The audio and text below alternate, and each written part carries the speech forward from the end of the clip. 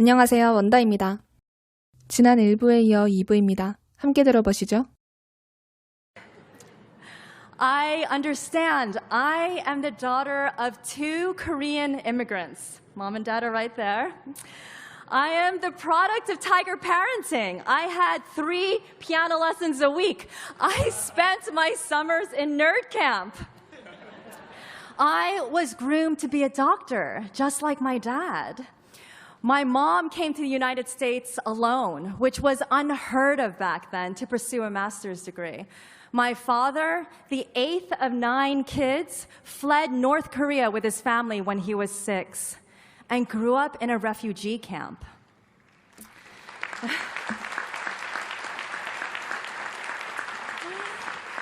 Yeah, mom and dad are amazing.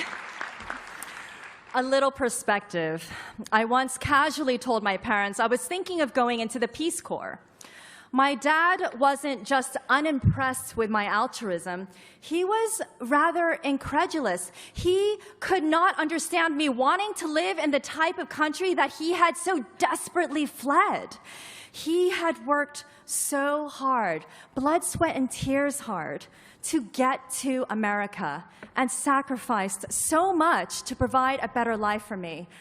Why would I want to go backwards? My own parents risked everything so I wouldn't have to. Speaking to the parents attending today, I do understand why you would prefer that your now grown children take a familiar path forward. However, if they do choose an unconventional path to follow their passion, no matter what that may be, please give them your blessing. And know that they are more prepared than you think.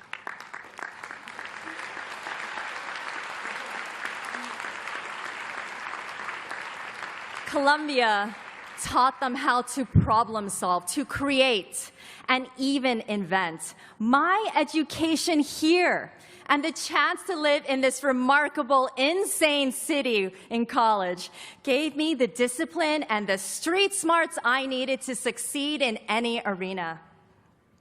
And graduates, your first step out of college and into the real world is to try, please, to avoid living in your parents' basement.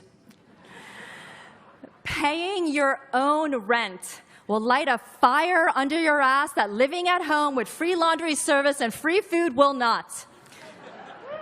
Living outside the comfort zone actually means giving up some comfort. It will also mean grunt work.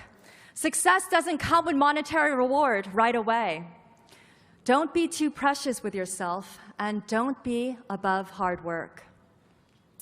You will also need to believe in yourself fiercely, and don't question your experience. In my eyes, I've been underqualified for every single job I've ever had, including Iron Chef. I was one of the 4 Iron Chefs in the UK, and the other 3 men all had Michelin stars and years of experience.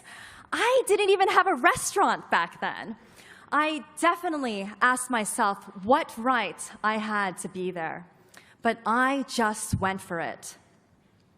I believe I got the Iron Chef gig and succeeded for 2 reasons. First, from working on the trading floor, I knew how to think quickly in a high-stressed, fast-paced environment. After all, being an Iron Chef is not necessarily about being the best chef. It is about being able to cook under pressure, in ridiculous circumstances, and with absurd ingredients. It's about having nerves of steel and making dessert with calf's liver. Second, I channeled my fear into panicked learning. I prepared obsessively. I studied. I practiced every day. I didn't shrink from the stress and the anxiety. I used it as fuel. I used it to succeed. And that success eventually led to 2 seasons of my own show, Korean Food Made Simple, books, restaurants, sponsors, and becoming a regular face on shows on the Food Network worldwide.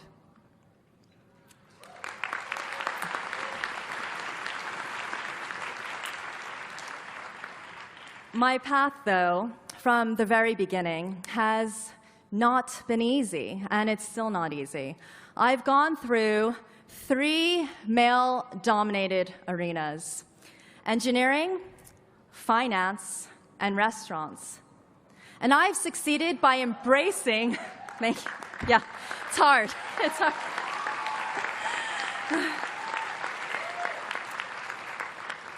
And I've succeeded by embracing the challenge of living outside the comfort zone.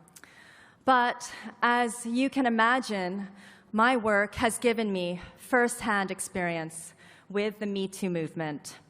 I've faced discrimination and harassment because of my gender, age, and race. It's been hard. And I often look back and beat myself up with the would've, could've, should've scenarios. I would have fought back harder. I could have told someone sooner. I should have demanded justice. Yet, I was lucky.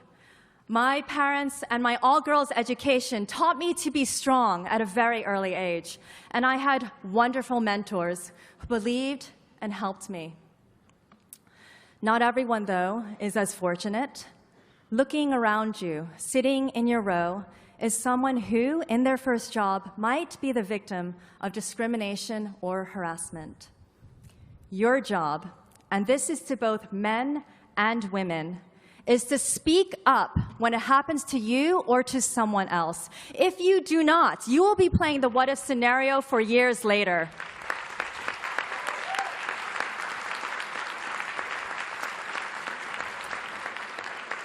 Do not be silent. Hashtag MeToo could just be a moment. It is up to your generation to make sure that it endures. And women, speak up, not just for the Me Too movement's sake, but for yourself as well. Even though you may think you are underqualified, ask for that job, raise, or promotion. Nothing in life falls in your lap. Fight for what you want and go for it.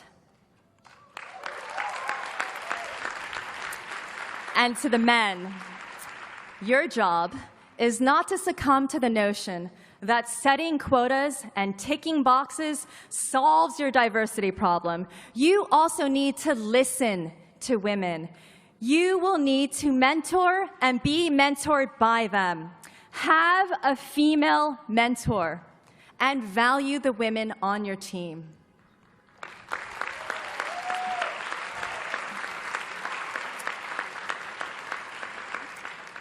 Equality will not happen unless each and every one of you pushes for it. You graduate as elites. You have the power to change the workplace, to change policy, and to change lives. The question is, will you have the courage? Speaking up might be risky. Will you be daring enough to make those who discriminate and harass uncomfortable?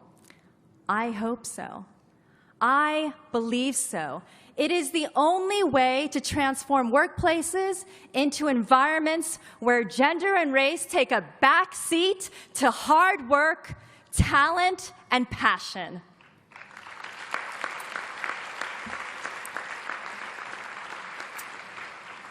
Now, in closing, just to demonstrate how fearless I've become since my graduation from Columbia, I wanted to address one more thing that I learned while researching this speech, and that is that nearly every commencement speaker I found had also been awarded an honorary degree, usually a PhD.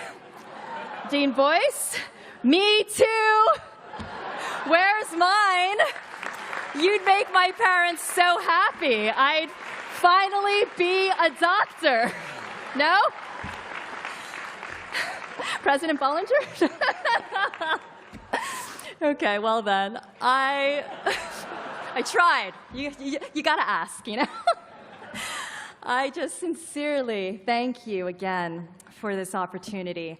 I loved Columbia, and my time here gave me the confidence to take risks, reinvent myself, embrace failure, and succeed. Speaking here today is an honor of which I am most proud. It celebrates my choice to follow my heart. Now, graduates, go, work hard, create your own luck, and command your own journey. Thank you and congratulations. 감사합니다. Thank you.